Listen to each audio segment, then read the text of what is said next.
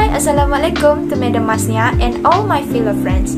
My name is Nur Shakina binti Abdullah, and today Eliana, Wahida, Hakimi and I will present about Enron Corporation scandal in 2001.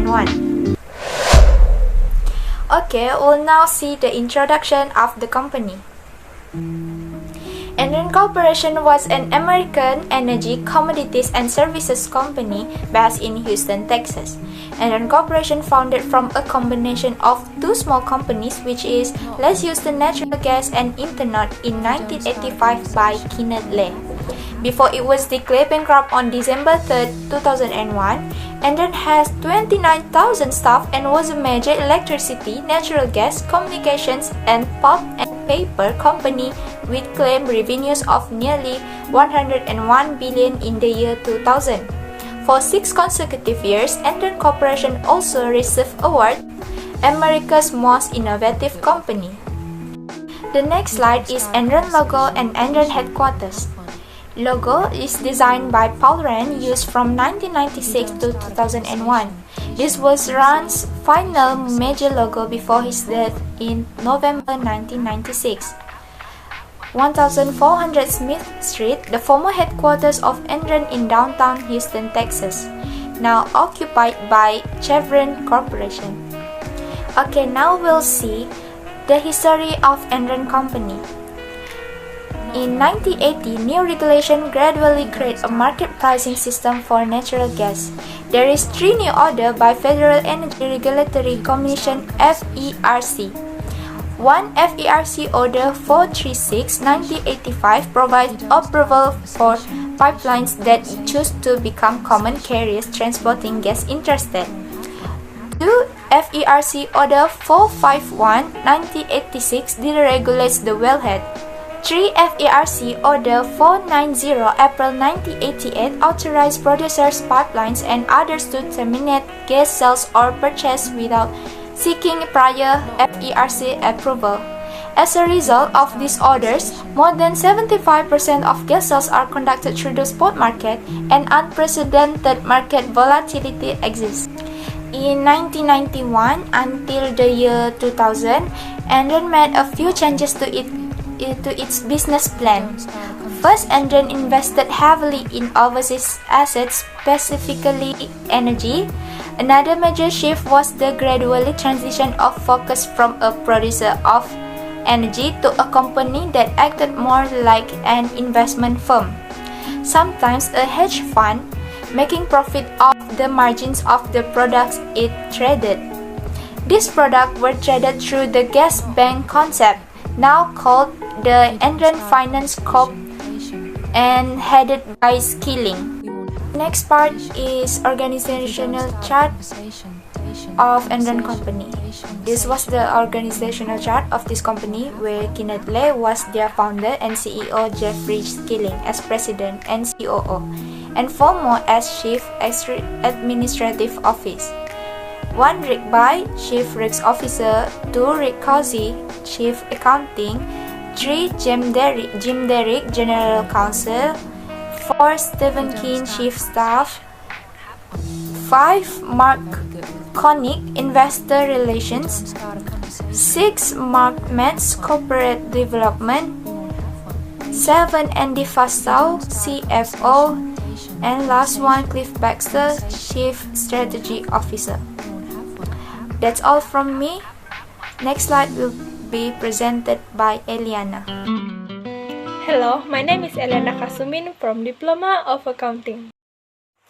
The case was discovered in 2001 that the company had been using accounting loopholes to hide billions of dollars of bad debts while simultaneously inflating the company's earnings. From this simple description, we can conclude that the type of fraud are fraudulent financial reporting. The slide above shows the series of revelations involving irregular accounting procedures perpetrated throughout the 1990s. This is the summary or the timeline of the fraud case, but let me lead us to the correct flow of the case, since the slide showing the wrong flowing of the timeline. First, on 14th of August 2001, the resignation of CEO Jeff Skilling. Next, 22nd of August 2001, Sharon Watkins, the whistleblower, met with new CEO Ken Lay.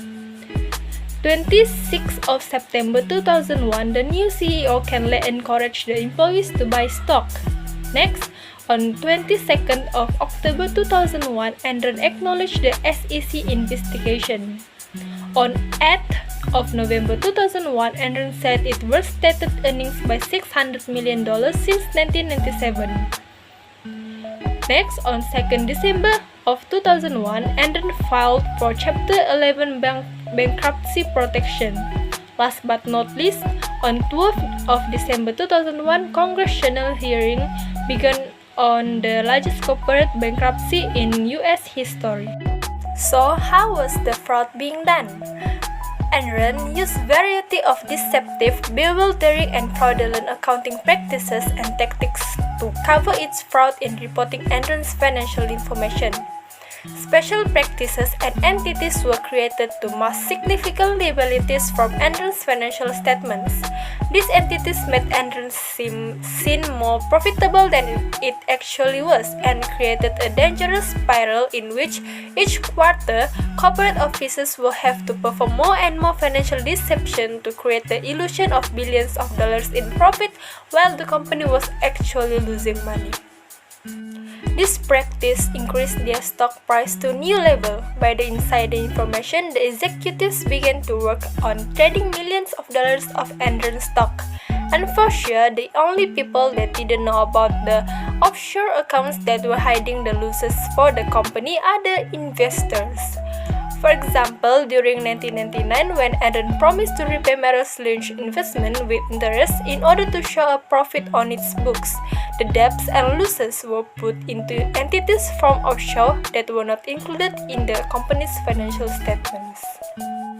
This is the key people that involved in the fraud. First, the founder, Ken Lay, former CEO Jeffrey Skilling, majority of the Enron's former executives, and also Arthur Andersen, the company's auditing firm. So, who were affected by this fraud? First, for sure the shareholders. It is because the scandal had resulted in shareholders losing over $74 billion as Enron's share price collapsed from around $90 to under $1 within a year. The whistleblower for this case is Sharon Watkins, that was Enron corporate executive that warned the management about the fraud. Ms. Watkins first wrote her one-page fraud complaint anonymously and placed it in an employee Dropbox in August 2001. But then she decided to identify herself the next day and met Ken Lay, Enron's chief executive at the time. She didn't report what she knew directly to the government in hopes Enron executives would report it themselves. But later, she was interviewed by the SEC and the Justice Department for their investigation into Enron and testifies at congressional hearings. But then, the whistleblower were also indirectly affected by the scandal.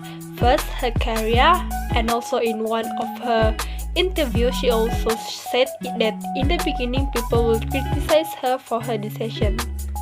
So that's all from me. Thank you. Assalamualaikum to Madam Masnia and my friends. My name is Nurwahida binti Matumar. I will present about the effects of the fraud, which is what happened to the company, the parties involved, and the audit profession. First of all, I will explain what happened to the company. The company went bankrupt. In late 2001, Enron filed for bankruptcy in the Southern District of New York. He chose Wilbur Schell and Majors as his bankruptcy advisors. In November 2004, it ended its bankruptcy and made a restructuring plan based on approval from the court.